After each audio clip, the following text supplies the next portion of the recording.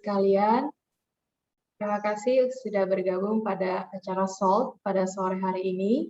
Perkenalkan, nama saya Aurelia Setiabudi. Sekarang saya bekerja di BNI Sekuritas sebagai Deputy Head of Equity Research.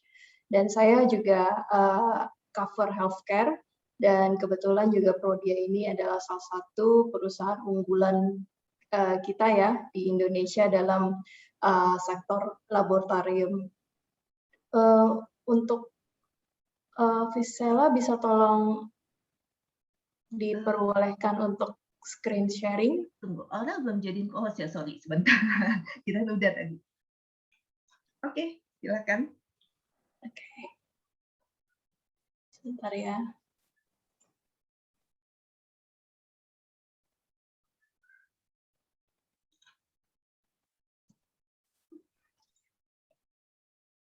Ya. Untuk healthcare sendiri di Indonesia, kami melihat memang ini adalah salah satu sektor yang peluangnya sangat besar karena memang penetrasinya masih sangat kecil. Dan ini menjadi suatu potensi yang sangat besar untuk Indonesia karena apa? Kita memiliki penduduk paling banyak di ASEAN, yaitu 270 juta penduduk. Tetapi tingkat ranking Indonesia di healthcare itu sangat rendah ya. Jadi menurut data WHO yang terbaru itu tahun ini kita duduk di posisi 92, di mana tetangga terdekat kita Philippines itu duduk di posisi 60.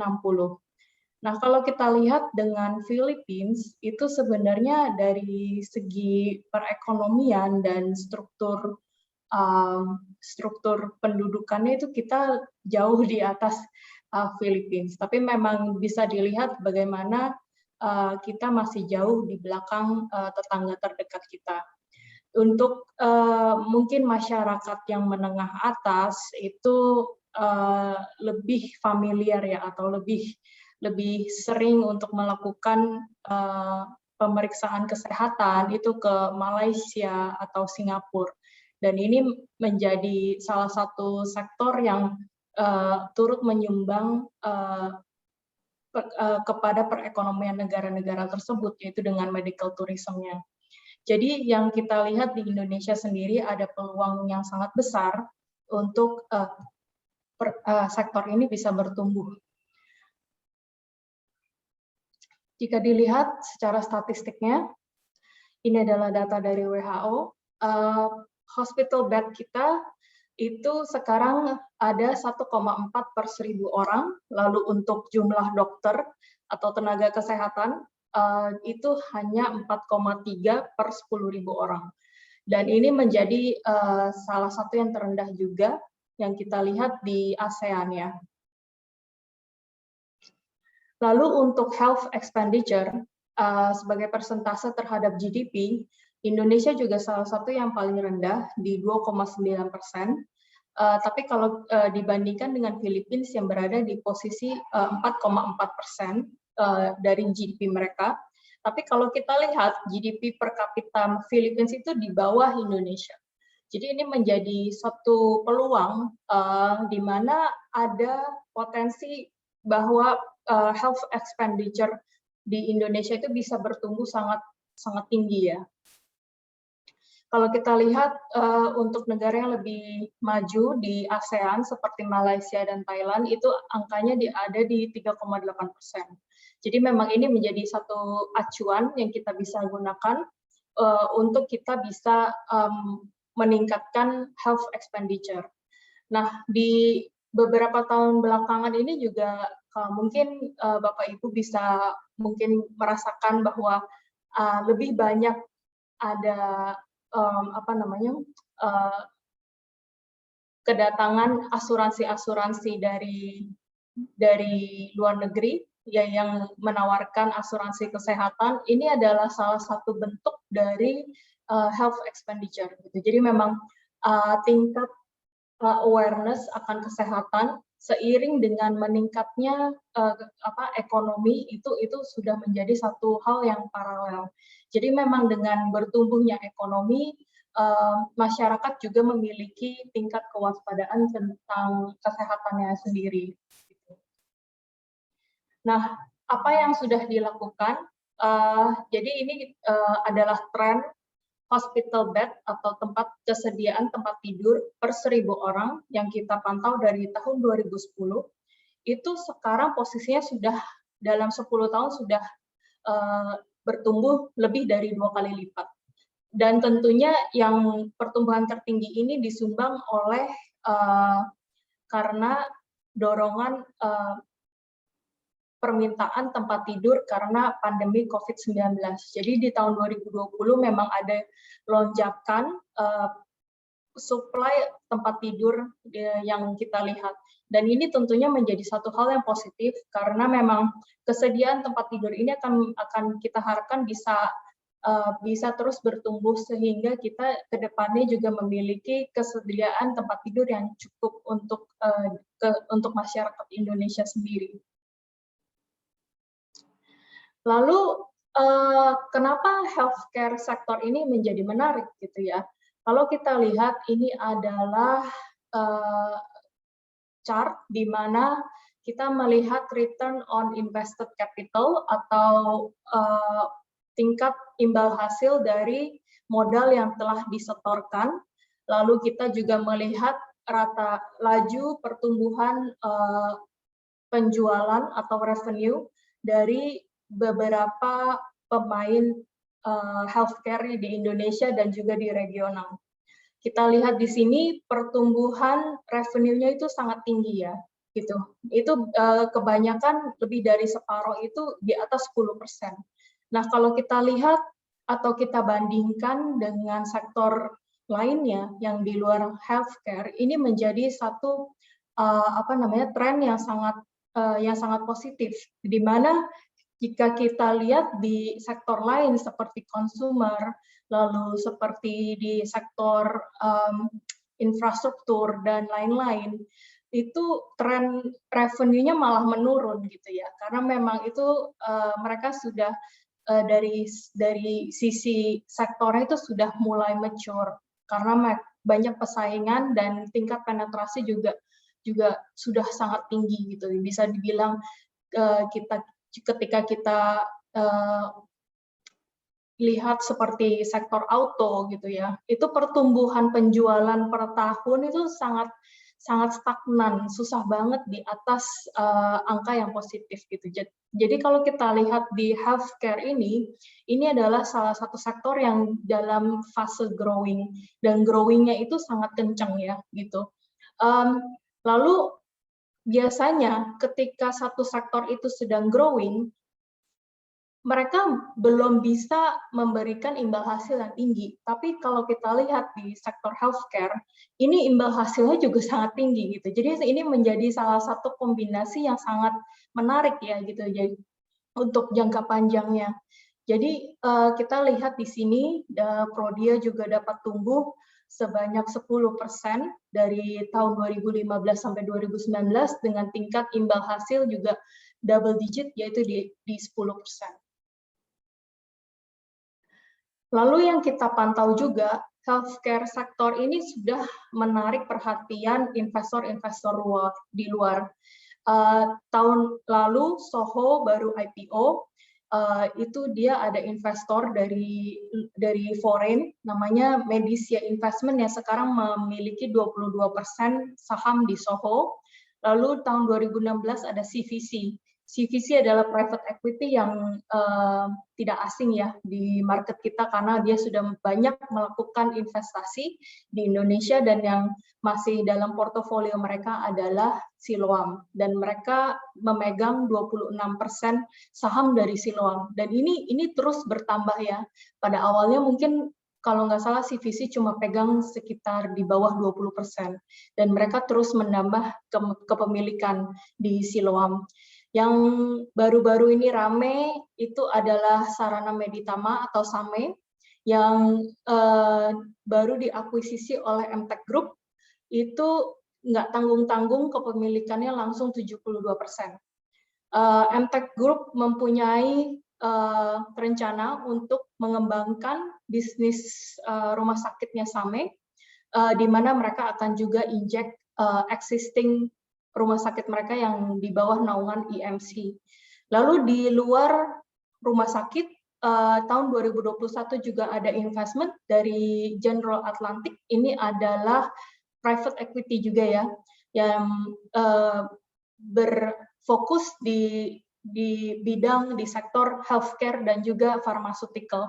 Jadi General Atlantic ini mereka investasi di anak perusahaan Kalbe Pharma.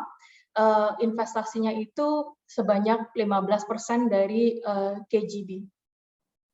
Dan saya yakin ke depannya dengan lebih banyak pertumbuhan yang dicetak oleh emiten-emiten healthcare kita, itu juga akan semakin banyak yang tertarik untuk investasi di sektor ini.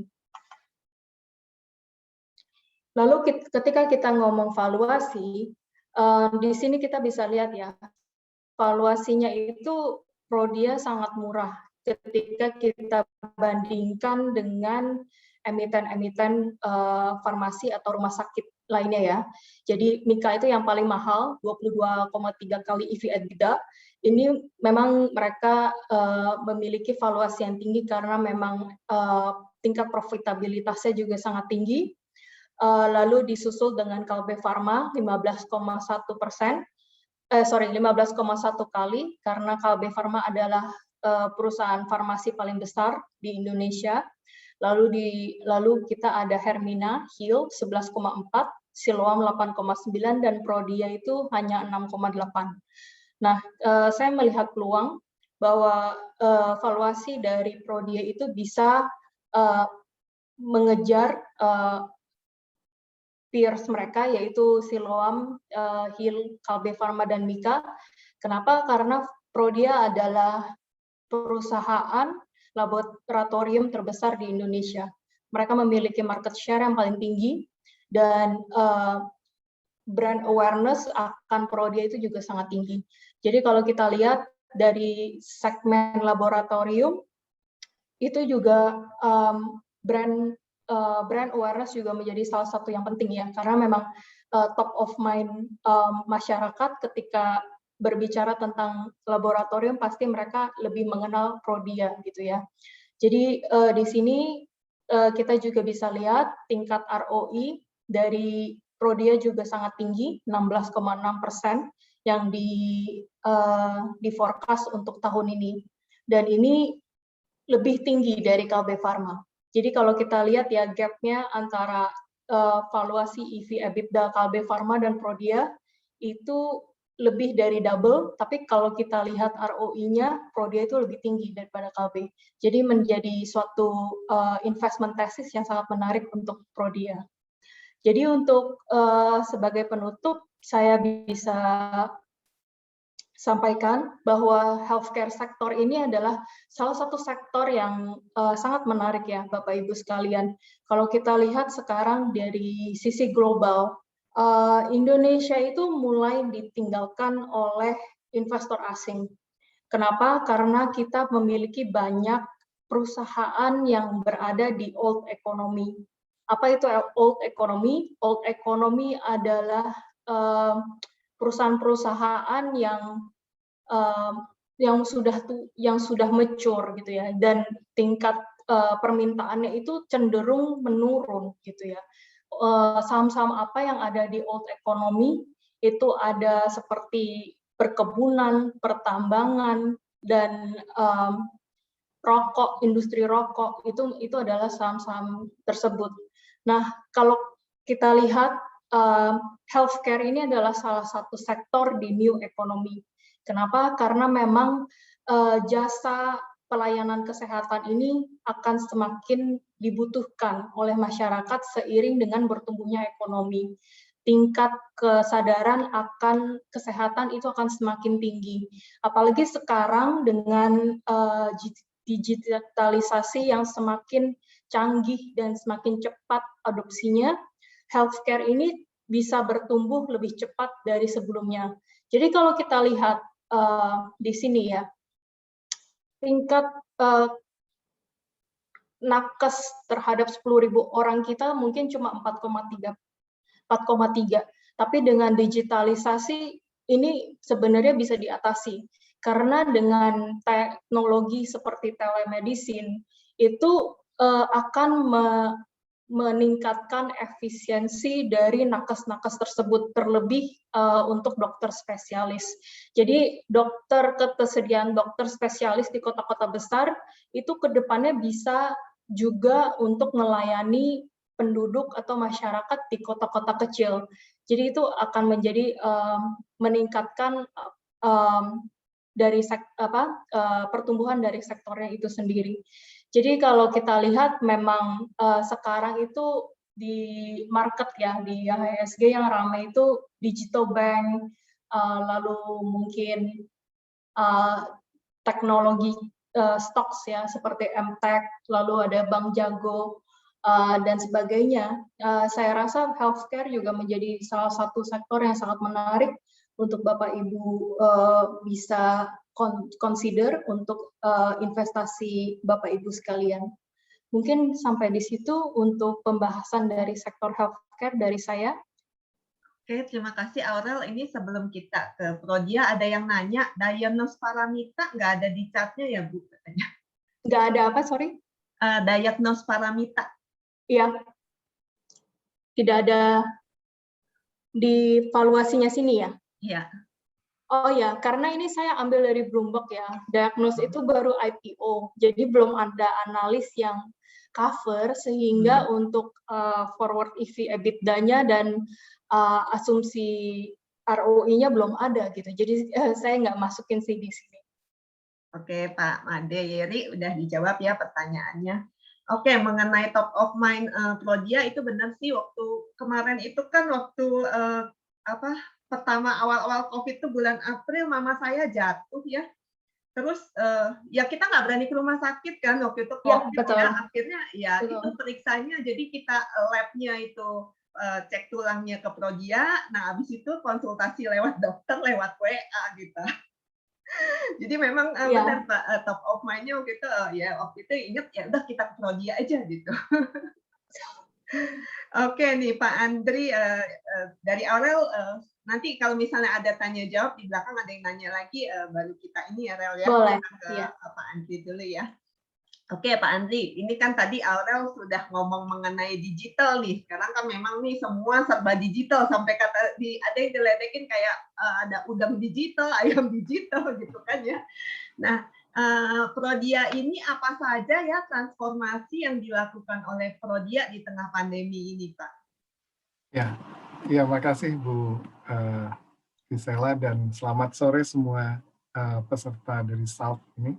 Terima kasih sudah mengundang kami untuk event hari ini ya.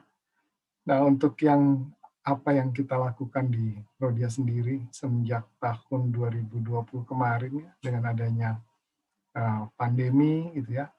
Nah, tentunya salah satu hal yang cukup banyak yang kita lakukan adalah mengembangkan tes-tes yang terkait pemeriksaan COVID-19 tentunya ya. Kita tahu pada saat awal pandemik itu masih banyak pemeriksaan yang agak chaos ya, entah pakai antibody, entah pakai PCR gitu. Nah, kita coba menyusun pemeriksaan-pemeriksaan ini untuk support. Dan sampai sekarang masih ya itu dilakukan. Dan sekarang mungkin lebih banyak fokus ke antibody untuk COVID-19 ini plus juga dengan PCR. Nah, kemudian juga tentunya dengan kondisi pandemi kemarin itu juga pasti berdampak hampir ke semua bisnis ya, termasuk ke Prodia juga.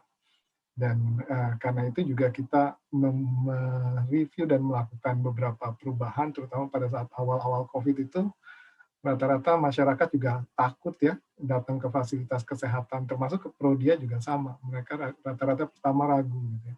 Mungkin kalau ke rumah sakit orang ya lebih lagi karena di situ banyak penanganan kasus COVID yang terutama pelayanan inpatient.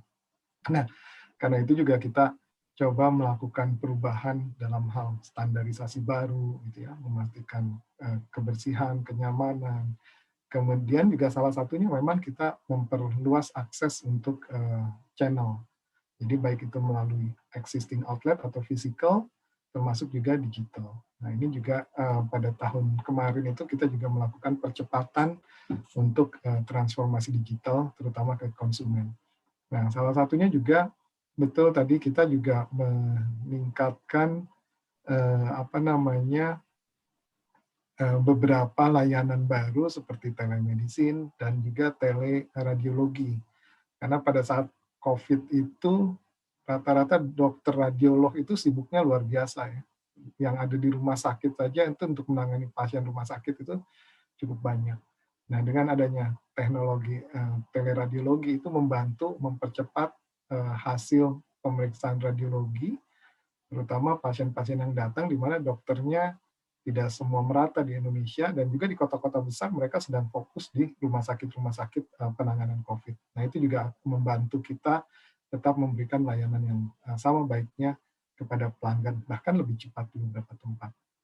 Nah kemudian juga tentunya di zaman sekarang ini kita juga bukan sesuatu yang bisa berdiri sendiri ya. Nah, bagaimana kita meningkatkan kolaborasi dan partnership dengan pihak ketiga termasuk rumah sakit maupun healthcare provider lainnya. Dan juga yang tidak kalah pentingnya secara internal, bagaimana kita melakukan people management, kemudian BCP ya, business continuity planning pada saat pandemi, untuk memastikan juga keamanan dan efektivitas kerja tetap terjaga. Karena di outlet-outlet kita juga dalam beberapa bulan akhir tahun terutama ya, itu jumlahnya meningkat tajam. Nah, di mana juga bagaimana kita mengelola layanan tetap terjaga, layanan bisa dilayani baik gitu ya. Kemudian juga dari karyawan juga tetap terjaga, jangan sampai mereka terkena atau meningkat case di internal kita. Nah, itu yang kita coba maintain juga. Mungkin itu, Bu Visela, beberapa hal yang kita lakukan di Prodia pada saat kita merespon COVID-19 pandemik ini, Bu Visela. Ya, terkait dengan layanan ke konsumen, Pak, inisiatif atau perubahan apa yang sudah dilakukan Prodia di masa pandemi ini? Nah, tadi salah satunya kita juga melakukan ada yang namanya telekonsultasi, kemudian juga registrasi lewat mobile ya, karena orang kan sekarang pengennya cepat, tidak mau lama-lama berada di area Vaskes ya, fasilitas kesehatan. Nah, dengan kita bridging antara physical dan digital, bagaimana bisnis proses atau customer journey-nya itu lebih cepat berada di layanan, tapi juga bisa dibantu untuk kebutuhan mereka terpenuhi. Jadi pelanggan itu bisa registrasi dulu dari manapun gitu ya. Jadi begitu sampai ke Prodia itu, kita setelah melakukan registrasi dan pembayaran secara online, ada dua yang bisa yang ditawarkan oleh Prodia ke pelanggan. Mereka bisa meminta home service, kita datang ke rumah gitu ya. Yang kedua juga kita melakukan yang namanya Prodia in your car. Jadi mereka ya cukup di mobil, kita ambil darah di mobil. Nah itu kan banyak dilakukan ya. Nah untuk panggilan ke rumah pun luar biasa tinggi ya permintaannya. Sehingga pelanggan-pelanggan yang khawatir datang ke Prodia, mereka bisa dilayani di mobil atau juga di rumah atau di kantor masing-masing. Salah satunya itu. Dan telekonsultasi juga cukup banyak diminati. Jadi mereka daripada bolak-balik ya ke dokter, kemudian ke lab, ke dokter lagi, mereka langsung dalam satu proses konsultasi di dokter yang kita sediakan juga, baik itu lewat telekonsultasi maupun lewat chat ya, mereka bisa juga lakukan. Nah itu membantu pelanggan-pelanggan kita lebih cepat ini ya, dalam prosesnya. Ini itu gambarannya, Bu Gisela. Oke. Nah, bagaimana respon konsumen sendiri, Pak, terhadap digital apps Prodia? Apa jumlahnya makin bertambah selama pandemi ini, dan tren ke depannya tuh gimana ya? Nah, itu juga yang sangat menarik. Jadi kalau kita lihat di tahun 2020 kemarin, pertumbuhan growth kita tuh cukup bagus untuk yang orang menggunakan mobile apps kita ya. Tumbuhnya sangat tinggi, dan juga tahun ini sendiri untuk Q1 itu juga pertumbuhannya sangat tinggi. Jadi hampir ya kalau kita lihat misalnya di slide ini dengan periode yang sama di tahun 2021 ini pertumbuhannya tuh hampir 200% ya. Jadi orang menggunakan mobile apps kita ini cukup tinggi penggunaannya dan ordernya tadi orang yang melakukan transaksi order itu cukup besar. Dan bahkan kalau kita lihat hampir 30% lebihnya itu adalah new customer kita. Jadi justru orang yang tadinya sebelum datang ke Prodia gitu ya, mereka mulai kontak dengan kita tuh lewat mobile apps. Itu mungkin gambarannya. Oh ya, ini saya lihat ada digital collaboration juga nih ya Pak ya, ada Betul. sesuatu ya. Betul. Jadi kita juga kalau dari Halodoc itu udah lama sekali ya, dari semenjak pertama kali Halodoc ada itu kita manage by Prodia untuk webnya. Ya. Nah, Halodoc juga dari sebelum pandemik, Grab juga sama, Doctors. Gitu. Nah, jadi orang-orang yang periksa atau akses masuk ke lab lewat beberapa startup ini juga kita tangani untuk proses labnya, Bu Fisela. Oke.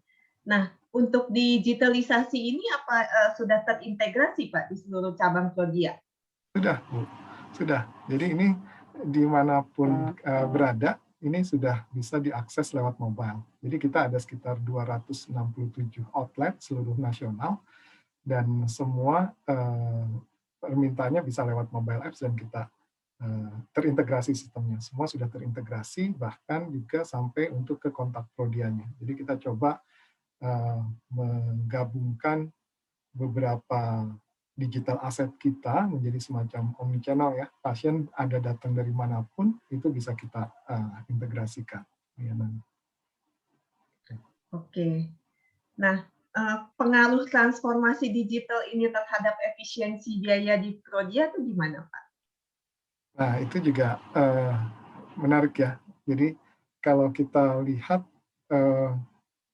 kita melakukan digital transformasi ini sebetulnya untuk apa gitu ya. Yang pertama tentunya pasti kita harapkan akan memudahkan aksesibilitas pelanggan ya. Kemudian yang kedua juga harapan kita adalah meningkatkan kualitas dari layanan Prodia sendiri ya. Kemudian juga yang ketiga tentunya berharap memberikan layanan dengan biaya kesehatan yang optimal. Karena ada beberapa biaya yang bisa di-cut dari sini gitu ya dengan aktivitas ini atau lebih optimal, baik itu dari sisi pelanggan juga. Misalnya contohnya pelanggan tidak perlu bolak-balik ke Prodia gitu ya. Kemudian yang berikutnya adalah bagaimana kita melakukan efisiensi dalam sistem kesehatan sendiri gitu ya. Dan yang terakhir tentunya harapannya kita bisa memberikan pengalaman terbaik bagi pelanggan. Nah, di internal sendiri kita contoh yang misalnya kita lakukan atau dampak dari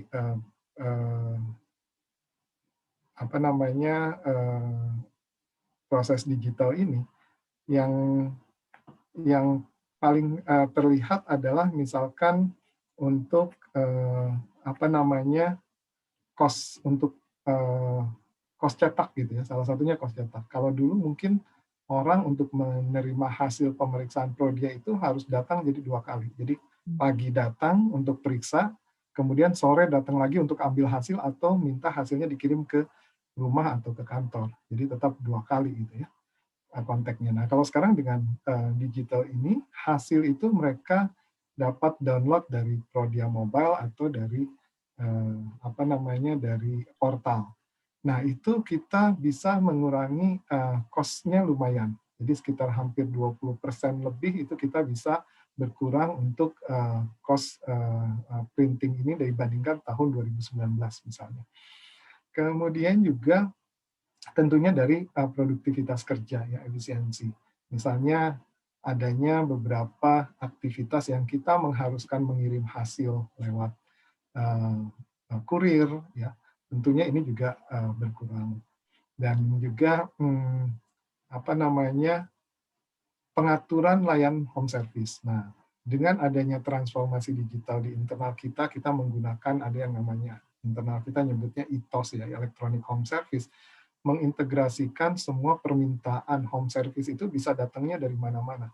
Dari cabang, pasien datang ke cabang bilang bahwa tolong minggu depan home service gitu ya, atau lewat kontak Prodia, atau lewat kayak apa namanya Halodoc juga, atau lewat telepon juga yang lainnya. Nah, itu terintegrasi semua permintaan itu lewat sistem baru kita yang namanya Electronic Home Service.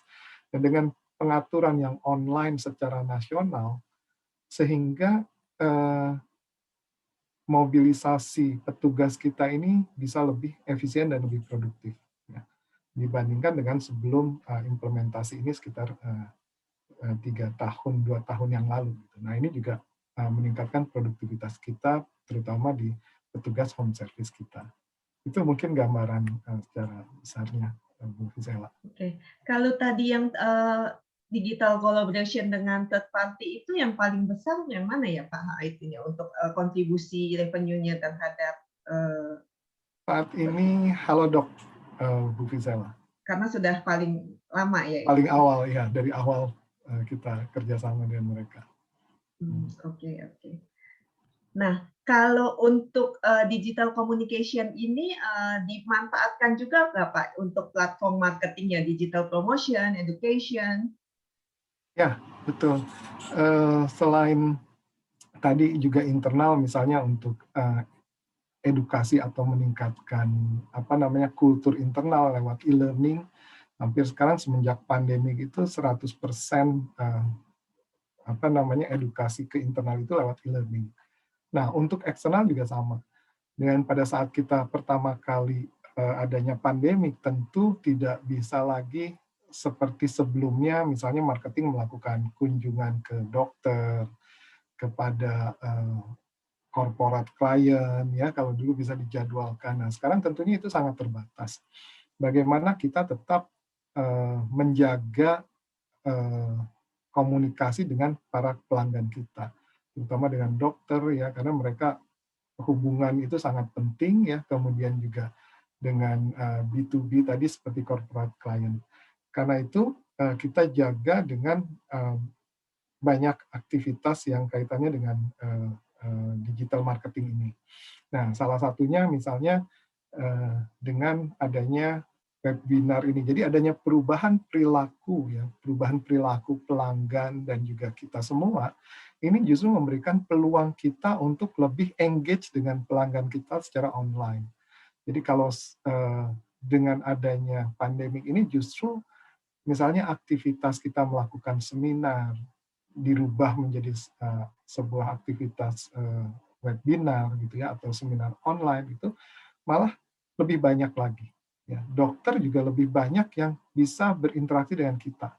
Kalau dulu misalnya kita mengadakan seminar offline, itu pesertanya mungkin paling banyak 100 di hotel gitu ya. Sekarang kita bisa sampai 1000. Nah, ini engage kita dengan pelanggan makin kuat, ya, makin banyak. Dan bagi mereka juga dokter makin terbiasa.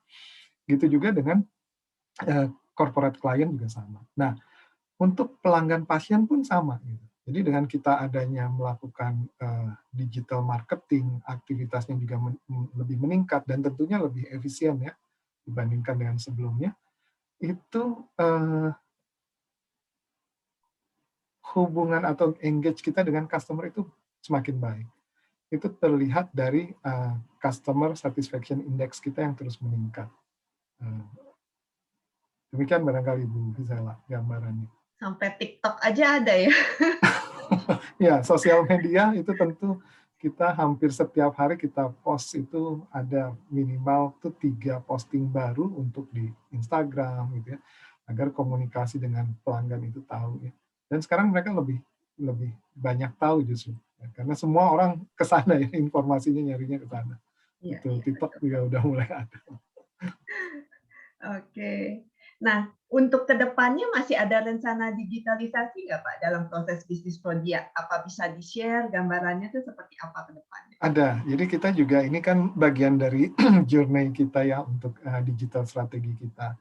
kita juga fokus ke 3 aspek dalam digital strategi kita. Yang pertama adalah kultur, kita mulai dari dalam gitu. Yang namanya digital transformasi itu kan sebetulnya lebih dari sekedar teknologi. Bagaimana kita merubah kultur internal kita dari cara bekerja, cara berpikir gitu ya, mulai ke arah digital. Bukan hanya mendigitalisasi bisnis proses yang ada sekarang, tapi juga membuat satu bisnis proses baru yang lebih lean barangkali ya. Nah itu kita mulai dari kultur di kita. Kemudian yang kedua tentu adalah kolaborasi. Bagaimana tadi yang sebetulnya kita sudah mulai dari 5-6 tahun yang lalu dengan Halodoc juga adalah bagaimana kita melakukan kolaborasi antar antar institusi healthcare. Contohnya misalnya kita juga punya yang namanya Prodialing. Jadi Prodialing ini adalah satu interoperabilitas di mana kita sudah bisa berhubungan atau bertukar data dengan rumah sakit pelanggan kita ya. Karena Prodia ini kita menerima rujukan atau ya rumah sakit mengirimkan tes ke Prodia itu sekitar 1.500 rumah sakit dan klinik itu sudah merujuk ke kita seluruh nasional. Jadi bagaimana kita membuat satu sistem interoperabilitas itu akan lebih cepat dengan mereka. Jadi mereka pada saat merujuk pemeriksaan ke kita juga hasil juga bisa keluar lebih cepat gitu ya lewat interoperabilitas. Selain rumah sakit juga kita pertukaran informasi ini karena banyak juga pelanggan dari insurance ya. Nah, gitu juga kita lakukan. Jadi melakukan interoperabilitas dengan insurance juga dan juga dengan corporate clients. Jadi perusahaan-perusahaan yang melakukan pemeriksaan check up ke Prodia, bagaimana kita melakukan interoperabilitas sehingga data itu bagi korporat itu lebih tepat. Karena kalau sebelumnya karena manual mereka juga harus masukkan lagi ke dalam sistem mereka, kalau sekarang sudah streamline. Nah, tinggal adalah apakah mereka mau pelanggan-pelanggan ini mau dilakukan interoperabilitas. Tapi kalau kita lihat paling banyak sekarang animonya itu justru dari rumah sakit ya. Dari rumah sakit yang mereka merujuk ke kita, mereka ingin adanya integrasi dengan Prodia. Nah, itu salah satu yang kita lakukan juga. Yang berikutnya juga yang kita sedang kerjakan juga adalah bagaimana kita lebih engage atau mempermudah para pelanggan dokter kita. Pelanggan dokter kita dalam melakukan permintaan pemeriksaan ke Prodia. Kalau sekarang ini masih kebanyakan lewat resep ya, seperti pengantar gitu. Nah, nantinya diharapkan kita bisa convert ke digital juga. Itu mungkin untuk beberapa inisiatif dengan yang kaitannya dengan pelanggan. Oke. Nah, dengan tersedianya digital channel Prodia ini, apakah akan mempengaruhi strategi Prodia, Pak, dalam ekspansi ke depan? Ya, saat ini kita menempatkan peningkatan kapabilitas digital kita menjadi satu strategi jangka pendek kita juga ya. Jadi kalau dilihat bahwa untuk kita ini ada 2 strategi baru yang kita mungkin kalau kita lihat di tahun ini, ya, itu yang pertama adalah bagaimana kita meningkatkan kapabilitas digital kaitannya dengan mendukung untuk pertumbuhan bisnis. Ya, itu yang pertama. Yang kedua juga kita memasukkan bagaimana mengembangkan kapabilitas data dan analitik di Prodia untuk menciptakan values atau nilai baru dari secara bisnis gitu ya. Nah, dua growth strategi ini menjadi tambahan di samping dengan growth strategis yang lain yang misalnya operating efisiensi, kemudian expand network ya, upgrade juga beberapa outlet kita menjadi klinik gitu. Itu juga kita lakukan, Bu Visela. Oke, Pak. Nah, sekarang saya ke laporan keuangan nih. Ini mungkin nanti dari tim IR bisa bantu jawab ya. Memang kalau kita lihat kan, saya lihat ini presentasinya Prodia ya, dari tahun ke tahun itu kan memang meningkat ya quarter on quarter. Tapi quarter on quarter-nya nih saya ngelihat dan quarter pertama itu dibanding quarter keempat tahun 2020, kenapa revenue-nya ada penurunan ya?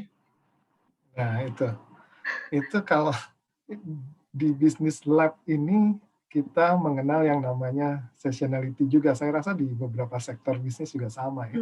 Nah, kalau di lab klinik ini biasanya itu seasonality-nya itu Q4 dimulai dari Q3 sebetulnya. Q3, Q4 biasanya trennya lebih tinggi karena banyak perusahaan yang melakukan medical check up di semester 2.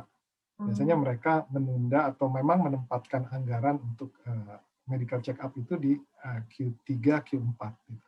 Sehingga biasanya trennya Q3 atau Q4 itu lebih tinggi dibandingkan dengan Q1. Begitu lah gambarannya seperti itu. Jadi kalau kita bandingkan memang kelihatannya dibandingkan dengan Q4 ya, Q4 itu kesannya lebih rendah gitu ya. Iya, betul. Itu mungkin gambarannya. Oke, jadi memang seasonality ya Pak, selalu memang kuartal 3, kuartal 4 itu selalu lebih tinggi ya. Betul. Nanti juga akan berbeda di mana misalnya pada saat Idul Fitri gitu ya. Idul Fitri ini kan geser terus ya. Geser terus. Nah, pada saat misalnya kalau sekarang masuk di Q2 gitu kan ya. Q2. Karena bulan April, Mei gitu. Nah, karena nanti bergeser, biasanya kalau udah dia bergeser lebaran itu di Maret gitu, biasanya Q1 jadi lebih rendah daripada biasanya. Biasanya itu juga pengaruh. Ya, orang mungkin ada asumsi kan kalau misalnya puasa itu kalau diambil darah ada beberapa yang bilang takut batal gitu ya. Itu. Nah, biasanya juga turun ininya ya permintaannya. Tapi setelah ini Pak, ini kan yang setelah banyak orang pulang kampung ini kan banyak tes itu ya Pak ya. Ini bisa meningkatkan ini dong Pak untuk yang Q2 ini. Betul, betul Bu. Kalau kita lihat tren dari tahun lalu, contohnya misalnya ya, kalau Lebaran tahun lalu kan memang lebih strict ya, orang juga karena pertama kali pandemik mungkin jadi pulang kampung juga sangat terbatas. Beda dengan yang sekarang ya, kelihatannya lebih animo orang pulang kampung lebih banyak. Tapi kita bandingkan dengan Natal dan Tahun Baru itu liburan Natal dan Tahun Baru itu kan waktu itu tidak ada larangan yang cukup ketat gitu ya. Nah itu terlihat permintaan tes di bulan Januari itu cukup besar gitu ya. Karena biasanya begitu, orang yang udah libur panjang pada saat tahun lalu misalnya Agustus kalau nggak salah ada liburan 17 yang kejepit juga ya, sampai 4 hari itu kalau nggak salah liburnya. 2 minggu setelah itu tesnya naik. Gitu. Karena tingkat ya sejalan dengan tingkat positif COVID. Nah tapi mudah-mudahan yang ini jangan ya Bu ya, yang sekarang ini. Ya Pak, ada serem juga soalnya kan ada yang dari India itu Pak. Betul, mudah-mudahan sih enggak ya. Nah yang dari India itu kan nggak bisa, katanya nggak kedetek lebih awal seperti yang lama ya Pak. Itu gimana ya, bisa nggak tuh nanti Prodia untuk ini? Nah, kedetek Pak. Untuk pemeriksaan kita membedakan apakah ini kita kena COVID yang seperti biasa sekarang ataukah COVID yang sifatnya mutasi, itu memang pemeriksaannya butuh ada pemeriksaan tambahan, Bu, yang namanya genomic sequencing. Makanya kalau kita lihat pemerintah waktu itu sempat Pak Budi Menkes menyampaikan untuk orang yang baru pulang dari luar negeri dan positif, itu diharapkan lanjut dengan pemeriksaan sequencing.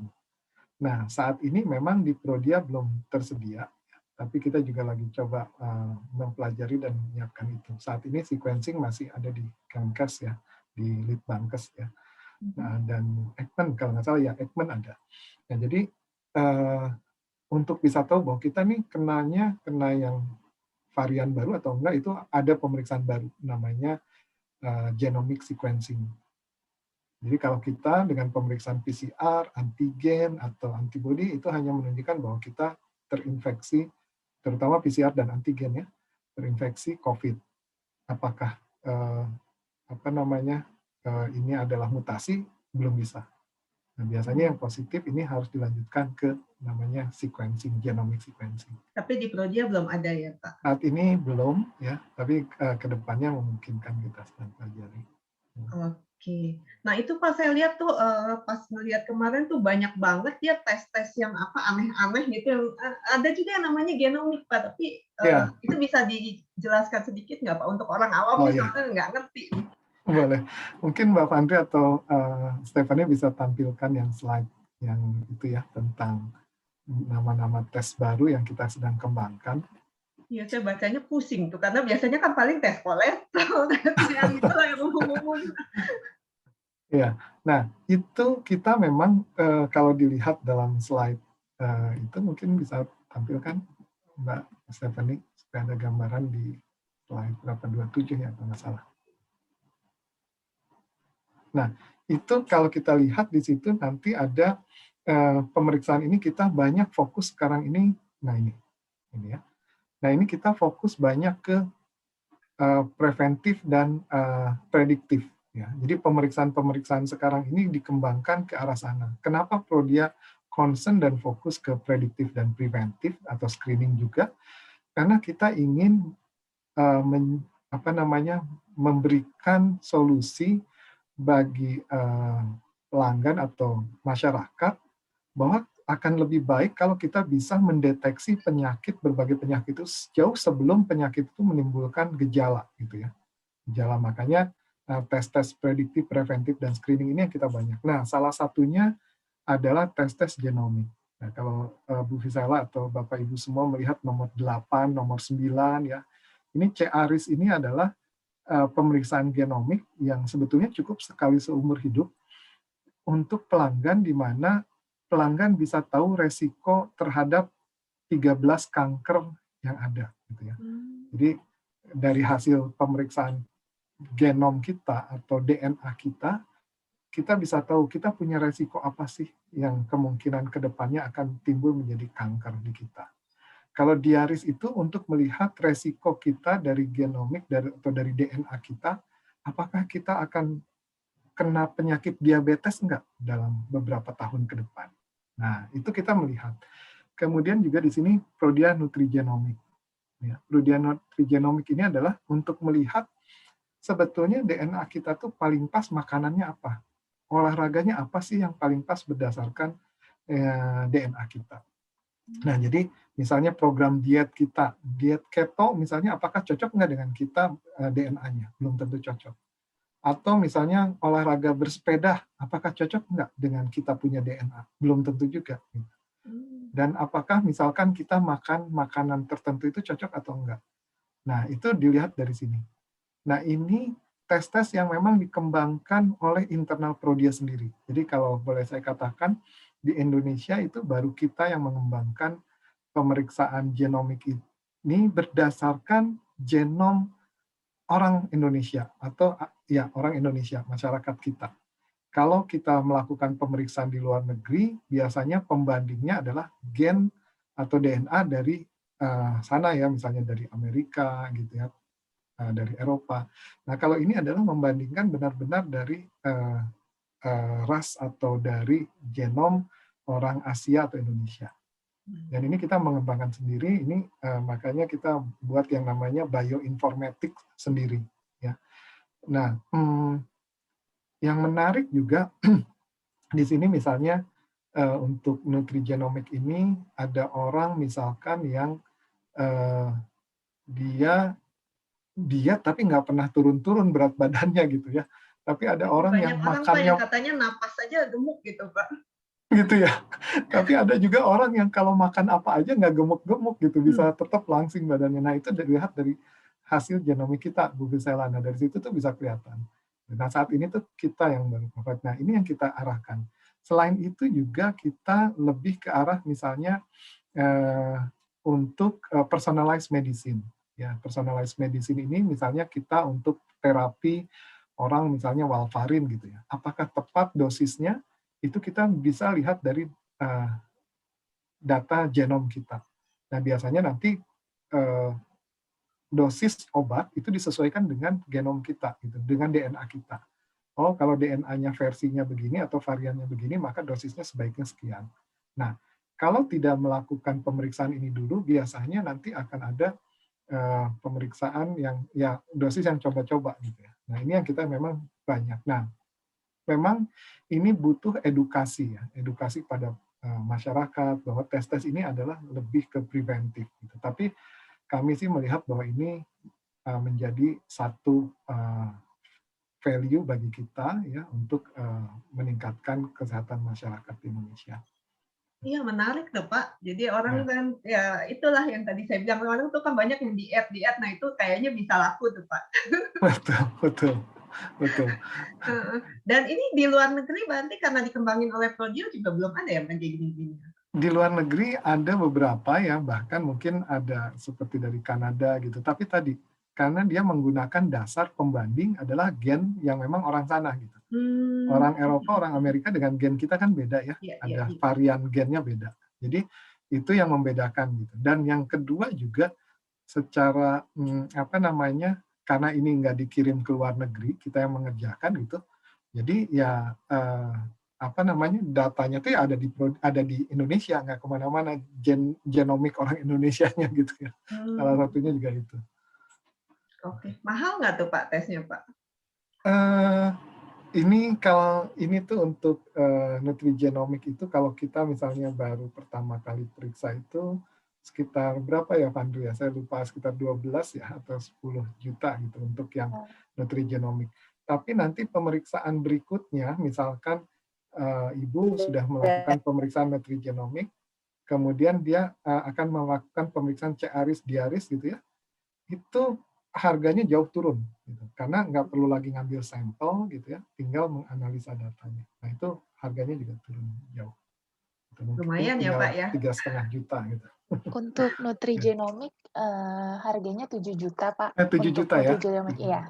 Nah, 7 juta. Saat ini sudah banyak belum yang melakukan pemeriksaan itu? Banyak Bu. Udah banyak ya? Banyak. Kita juga kita cukup menjadi fokus kita untuk meningkatkan tes-tes genomik ini. Dan upaya marketing juga memperkenalkan tes ini banyak banget. Ke rumah sakit juga Pak, diperkenal lewat rumah sakit dan ini juga? Atau ya, tadi kita lewat juga sosial media itu? Sosial media, kemudian dengan dokter-dokter juga ya, dokter-dokter, dan kita juga ada kerjasama dengan dokter-dokter nutrisionis gitu ya. Jadi orang yang sudah periksa nutrigenomik ini akan free konsultasi dengan dokter nutrisionis gitu. Bagaimana menginterpretasi, bagaimana mengubah pola makan, pola hidup gitu ya untuk dari hasil pemeriksaan genomik ini. Gitu. Jadi kalau orang bilang bahwa kalau mau diet periksa DNA dulu gitu. Jadi jangan pakai nanti diet keto atau diet apa kan banyak banget sekarang ya dietnya. Nah, akhirnya tetap nggak turun ya Pak ya. Oke, menarik. Ya. Nah, ini saya ada lihat lagi di numbers ya Pak, kalau saya senang lihat numbers soalnya. Ini kan ada capex spending untuk tahun 2021 ini kan plannya sekitar 250 sampai 300 bio. Tapi saya lihat di first quarter ini baru 17 nih, jauh banget ya ininya. Kenapa ya masih belum efektif penggunaan? Ini kan kalau dari nanti mungkin Mbak Fandri atau Stephanie bisa tambahkan.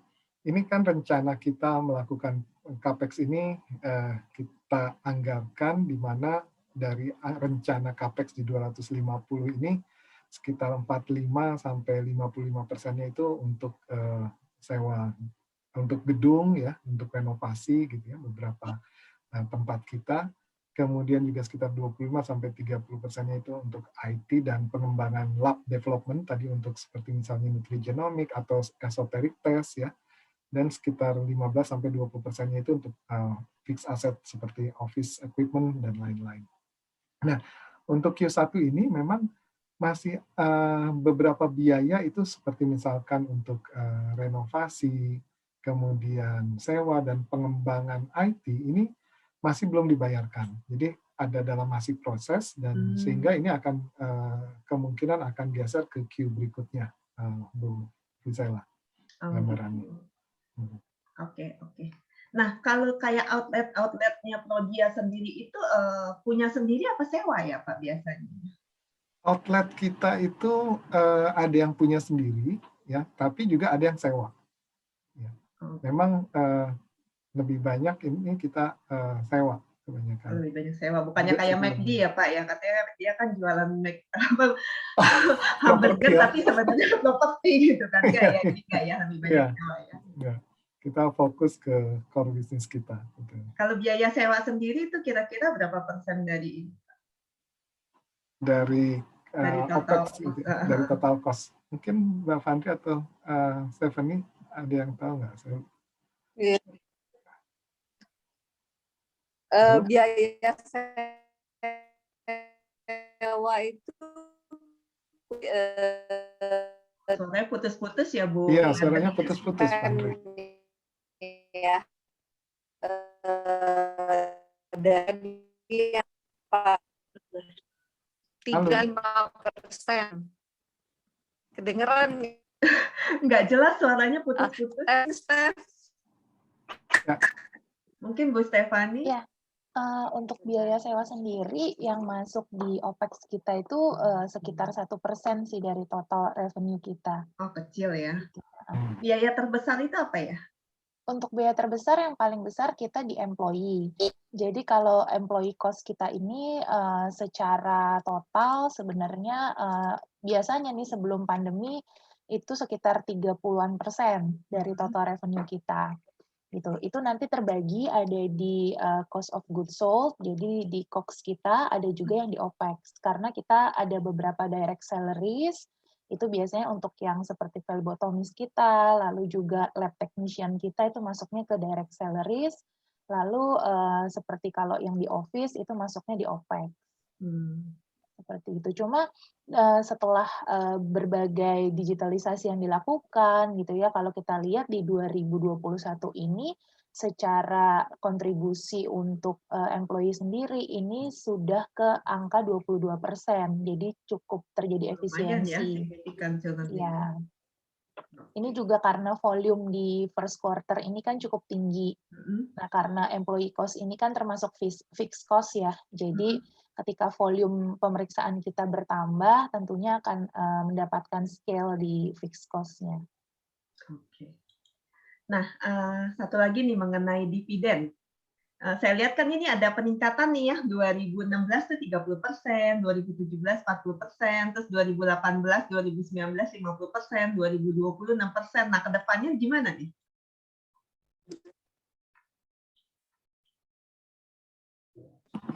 Ya, terima kasih Bu Visela. Ya, untuk dividen ini memang kalau dilihat dari pertama kali kita IPO sampai sekarang ini terus meningkat ya dari beberapa tahun, bahkan terakhir kemarin juga tertinggi gitu ya. Nah, kalau dari policy kita sendiri, kita sampai saat ini adalah menetapkan bahwa minimum adalah sekitar 30%.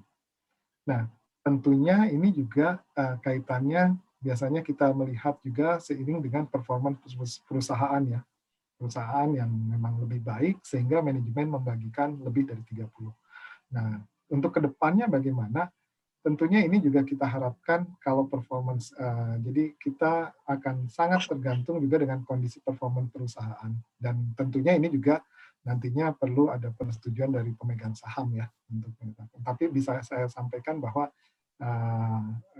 untuk dari kita policy-nya itu minimal sekitar 30% saat ini. Meskipun kalau kita lihat realisasinya selalu di atas itu ya. Iya, makanya saya lihat menarik nih, meningkat terus nih. Jadi untuk investor yang nyari dividen kayaknya oke gitu. Iya. Oke, dari saya sudah sekian. Nanti ini cuma masih banyak pertanyaan di ini nih Pak. Nanti saya tanyain ya. Pak Andri mohon tanya, berapa besar kontribusi home care service terhadap total revenue sejauh ini? Untuk ini berapa besar kontribusinya nanti coba saya ininya ya. Mungkin dari Fandri atau ini ada gambaran? Udah kedengaran belum ya suaranya? Sudah. Sudah ya. Kalau home care itu saat ini 1-2%, tapi memang jauh meningkat lebih dibandingin tahun-tahun sebelumnya ya, karena memang banyak sekali permintaan dari dari masyarakat yang lebih mereka lebih prefer untuk didatengin dibandingin mereka datang ke fasilitas kita. Selain sebenarnya kita punya fasilitas lain itu Prodia on your car. Jadi customer sebenarnya tidak harus datang ke klinik kita, tapi cukup datang di depan area klinik. Jadi pengambilan sampel darah bisa dilakukan di mobil gitu. Jadi plebotomis kita akan datang ke mobil. Jadi mereka mengurangi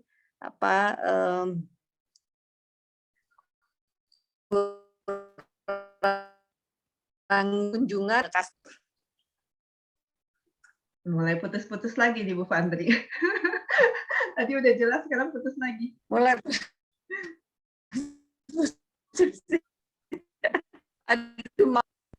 mungkin disahin, Steph.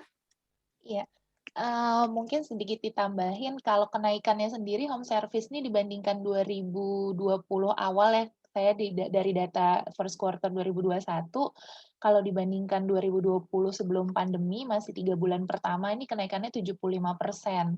Jadi memang animonya cukup tinggi gitu, secara revenue ya kenaikannya sekitar 75%. Tapi dari total revenue kontribusinya masih belum terlalu terasa ya. Sekitar 2,2% di first quarter ini. Oke. Ya, karena kalau mungkin gambarannya Bu Visela, karena kan kalau total itu kan termasuk adanya revenue dari corporate client gitu ya. Iya. Dari ininya. Marketnya kan ada 4 kelompok pasar. Jadi sedangkan home service itu lebih banyak yang datangnya dari kelompok permintaan pelanggan atau dokter gitu ya. Oke, Pak. Nah, ini ada yang izin screen capture materi. Nanti materinya bisa dikasih linknya di chat Bu Stefani atau Bu Fandri. Oke, boleh. Terus ada lagi yang mau nanya ini, Pak Andri izin mau tanya, RS mana saja yang secara database sudah terintegrasi dengan Prodia? Terima kasih sebelumnya. Oh ya, ini apa namanya?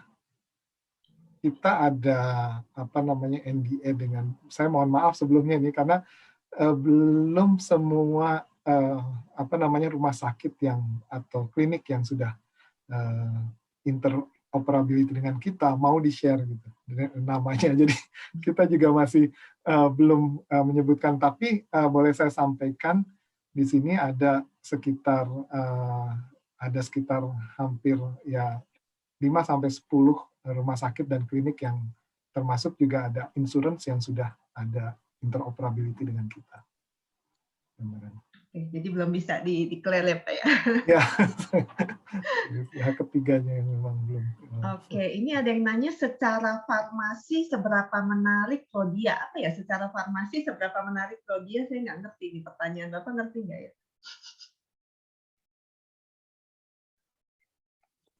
Apa mungkin dibandingkan dengan perusahaan farmasi barangkali ya, atau gimana ya? Kalau ini mungkin harus Aurel yang jawab kali ya. Pak Ahmad bisa diperjelas, boleh buka mic-nya Pak kalau mau ini biar kita lebih jelas pertanyaannya karena saya kurang ngerti.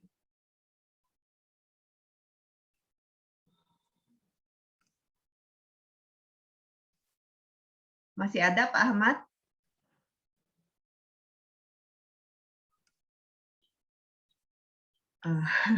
Kita skip dulu deh ya.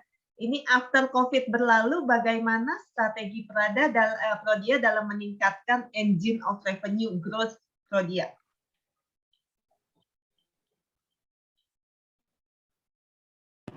Ya, kita kalau sebelum pandemik itu kita salah satu engine-nya adalah membuka atau mengekspand outlet ya, salah satunya itu di mana kita punya sebelumnya itu sekitar 5-7 outlet per tahun untuk membuka outlet baru. Nah, dengan adanya apa namanya kondisi pandemik ini dan juga melihat dari kita coba review gitu ya, bahwa kita sekarang salah satunya juga mencoba meningkatkan untuk transaksi lewat digital tadi ya. di luar daripada expand network outlet yang kita tetap lakukan. Meskipun mungkin secara jumlah itu akan lebih sedikit daripada yang sebelum pandemi. Dan juga kita tadi fokus juga bagaimana kita mengupgrade beberapa outlet kita ke klinik. Jadi selain lab klinik, kita juga mengembangkan klinik, sehingga revenue juga datang dari layanan klinik ini, di mana ada beberapa specialty clinics ya, yang seperti kita ketahui dari Prodia Senior Healthcare, kemudian Prodia Women Healthcare ya, di beberapa kota. Dan tentunya tadi untuk tes-tes pemeriksaan tes lab-nya sendiri, kita banyak fokus tadi yang seperti saya sampaikan untuk preventif, kemudian juga screening ya, ke arah untuk personalized medicine.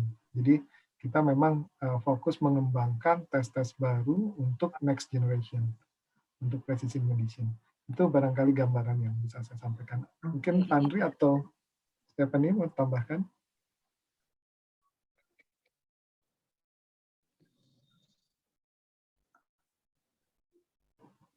Halo?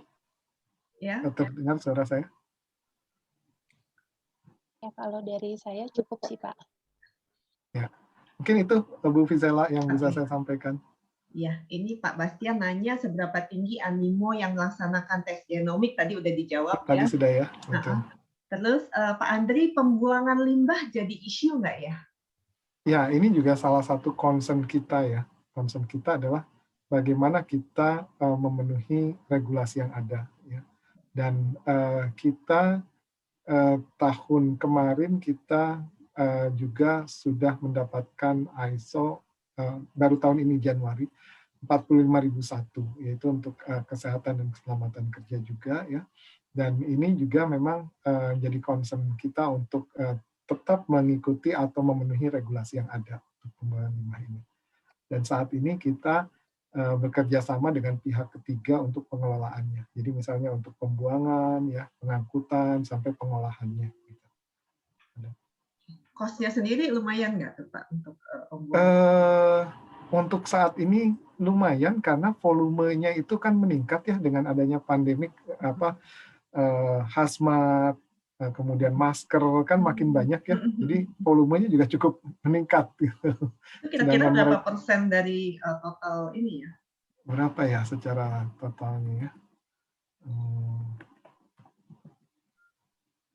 Itu sekitar kalau dari jumlah dari cost itu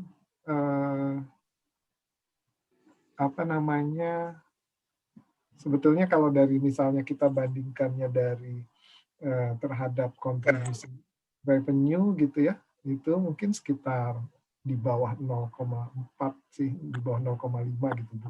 Oh ya, nggak terlalu besar ya, cuma meningkat ya, aja karena ya itu meningkat segala macam. Oke. Nah, terus ditanyain lagi, ini nanya Ibu Stefani nih, Ibu Stefani berapa persen jumlah coverage rumah sakit di Indonesia? So far mungkin kalau sesuai data di Maret yang saya punya ya Bu, total rumah sakit kan di Indonesia sekitar 3.000 ya. Jadi kalau yang Prodia sendiri di list kita ada 1.500 yang sudah merefer pemeriksaan ke Prodia, kurang lebih sekitar segitu. Berarti 50% ya? Iya. Lumayan besar ya, makanya market share-nya Prodia ini paling besar ya. Iya betul. Oke. Bisa dijelaskan lebih lanjut apa yang dimaksud walk-in, dokter referral, external reference, customer segment? Oke. Baik. Jadi kita sendiri membagi market kita tuh menjadi 4 kelompok ya.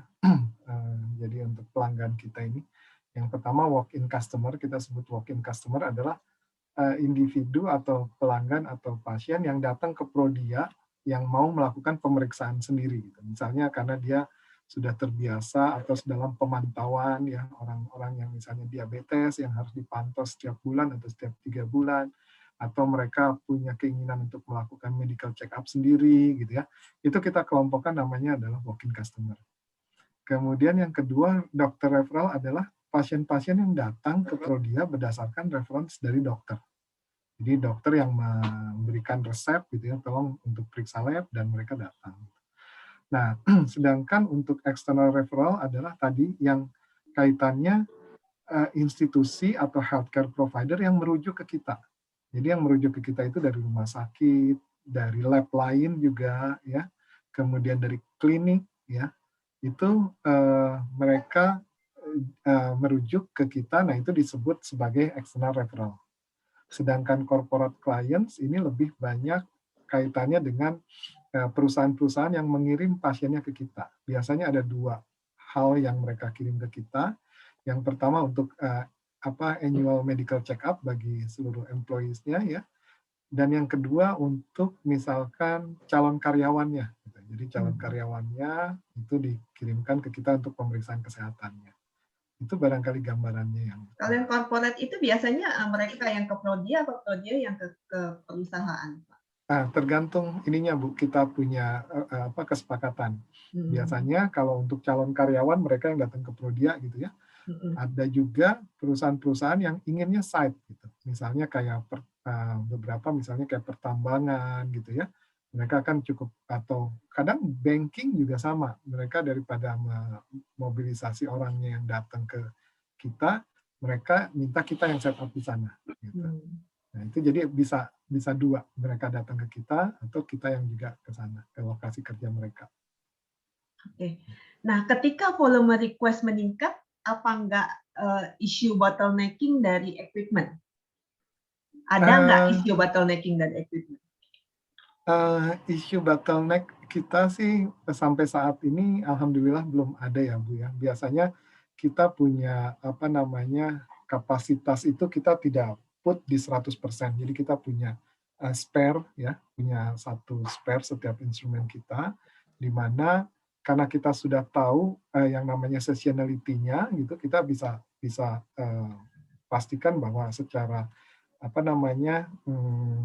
kapasitas itu tidak melebihi dari kapasitas yang kita punya. Jadi kalaupun misalnya kayak kemarin COVID misalnya, tiba-tiba permintaan PCR itu naiknya luar biasa gitu ya, melebihi kapasitas, karena kita juga punya hubungan yang sangat baik dengan para vendor ya, dan juga mereka menempatkan kita sebagai VVIP, itu biasanya sangat mudah untuk mobilisasi alat tambahan. Gitu. Jadi misalnya waktu kayak kita membutuhkan PCR yang cukup banyak, itu kenapa Prodia dapat alat PCR fully automation itu pertama yang swasta yang diberikan oleh vendor ke kita gitu, setelah dari Eijkman ya waktu itu ya. Jadi kita langsung bisa punya kapasitas sampai 1000 tes per hari dengan instrumen itu. Seperti itu Bu. Atau misalnya pada saat ada event-event khusus, misalkan pada saat kita ada program di ulang tahun Prodia gitu, biasanya peningkatannya cukup banyak, itu kita sudah ada kerjasama juga dengan vendor untuk menempatkan alat tambahan pada event-event itu. Sehingga tidak ada sampai bottleneck untuk pemeriksaan kita terhambat. Pernah di awal-awal COVID, bahkan mungkin pertengahan COVID yang menjadi bottleneck itu salah satunya adalah transportasi ya.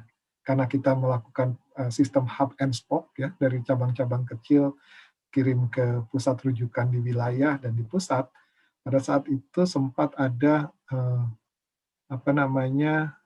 pengiriman yang terbatas, ya sangat terbatas waktu itu. Tapi karena kita juga approach yang cukup baik, jadi beberapa sih akhirnya bisa cukup bisa diselesaikan. Sampai sekarang seperti itu, Bu Visela. Nah, ini tadi ditanya Pak, dari keempat segmen itu segmen terbesarnya yang mana ya, dan growth-nya yang mana yang terbesar? Nah, ini mungkin di slide ini bisa kelihatan segmen saat ini yang Q1 2021. Kita lihat segmen di dokter referral dan walk-in customer ini yang paling besar ya. Jadi yang satu di dokter referral itu 33,9%, hampir 34, dan walk-in customer juga sama, 33,7 ya. Dan ini pasar yang memang karena aku orangnya cash money ya untuk pemeriksaan. Sedangkan corporate client itu yang paling rendah di 10%. Tapi setidaknya Siapa ya itu ya? untuk Tenaga mau saya ini. ngobrol dulu 100% sih aku pasti minta Kasu tanyain bisa nggak diobrol. Oke. Oke. Nah, outletnya Prodia ini sudah ada di semua provinsi ya, Pak? Sudah Bu, kita di 34 provinsi sudah ada, di 127 kota ya.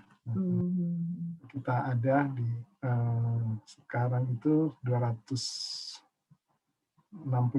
outlet seluruhnya ya di Indonesia. Mantap ya Pak ya. Belum mungkin kalau di daerah-daerah itu belum ada saingan kali ya Pak yang kecil-kecil. Oke, terima kasih. Dari Terima kasih Aurel banyak. ada pertanyaan nggak ya Aurel untuk Pak Andri? Dari saya cukup, ya udah cukup ekstensif tadi bincang-bincangnya. Terima kasih. Oke, nanti Aurel akan bikin report nggak nih untuk valuasinya Prodia? Iya, nanti disusulin. Oke, kalau ada ke Thank you. ya. Oke, terima kasih untuk semua yang sudah hadir, untuk Pak Adi, untuk Pak Aurel, Ibu Stefani, dan Ibu Fandri. Sebelum kita tutup, kita foto dulu ya. Ini biasa yang bantu saya Alex nih, Lex. Ada Lex? Hadir. Ya, tolong ya Lex difoto. Oke. Dibuka dulu semuanya kameranya. Iya, semua dibuka ya. Apa ini geng daster? Kalau geng daster katanya nggak buka foto. Oke ya, dibuka semua ya. Pada nggak mau buka ya? Malu-malu ya? Oke. Ya udah yang ada aja lah Lex. Sip. Tahan ya. 1, 2, 3. Ini baru 1 slide. Kayaknya ada 12 slide ya. Baru 1. Geser. Oh, masih ada. 1, 2, 3. Oke, udah Ci. Oke, thank you. Ini ada yang minta link materinya lagi nih, katanya tadi terputus. Bisa dikirim lagi atau nanti ada itu nggak di grup start, nanti saya bagikan di grup di start deh ya. Oh, nah itu dikasih itu. Oke, terima kasih banyak Pak Andri. Terima kasih Bu Visela, Bu Fandri sama Aurelia, Aurel. Pak Terima Agung. Terima kasih, Pak Andri. Sampai ketemu, sehat-sehat selalu semuanya ya. Sehat semua ya. Oke. Itu Pak Denny Halim ada angkat tangan mau tanya atau sebentar Pak? Pak Denny mau nanya atau kepencet ya? Kayaknya kepencet. Oke deh, kalau gitu saya akhiri aja ya. Terima Ya. kasih semua. Terima kasih semuanya. Terima kasih Pak Andri. Sehat-sehat Bu semua. Stefani, Salam sehat. Semuanya, Ya. Bu terima Fandri, Terima kasih. stay healthy. Terima kasih, Pak Agung. Terima kasih. Sampai ketemu lagi ya semua ya. Ketemu lagi Pak Andri. Terima kasih. Ya, izin live dulu. Ya, izin pamit. Mari.